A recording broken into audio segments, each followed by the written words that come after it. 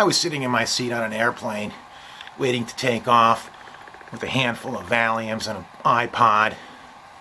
I was thinking, I should write a comedic bit about my experiences with flying on airplanes, because no comedian's ever done that before. So in the honor of originality, I thought maybe I should write a comedic bit about my experience flying in a flying saucer. One commonality between flying on an airplane and a flying saucer was that my ass got probed. Except when the TSA did it, I felt violated. I don't know what it is, but the Greys seem to know their way around a human asshole a lot better than your average TSA agent. Might have something to do with their fingers being a lot shorter and skinnier. And they didn't steal my iPod. Anyway, back to my abduction.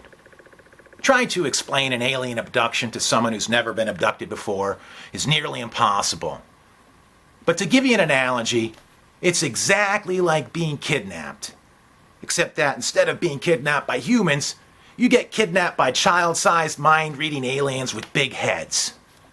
And instead of getting thrown into a van or the trunk of a car, you get beamed up into a spaceship that can time travel. But other than that, it's exactly the same.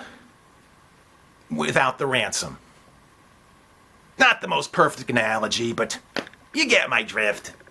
But anyway, when I was in the ship, they communicated with me through my mind. And I asked them, is there any message you'd like me to bring back to Earth to tell humanity? And the Grey said, who said anything about you going back to Earth? And then they all started laughing. And then the Grey said, just kidding. Yes, we have a message for you to relay. Tell humanity to stop writing jokes about flying on airplanes or troublesome experiences with airliners. It's getting old. Ass jokes will never go out of style. Write more ass jokes. Some people think the aliens are communicating secretly with the military and all this is being kept hidden from the public. But I don't buy that. Why would highly advanced extraterrestrials want anything to do with a bunch of warmongering apes? It's pretty clear they don't find much value in the human species.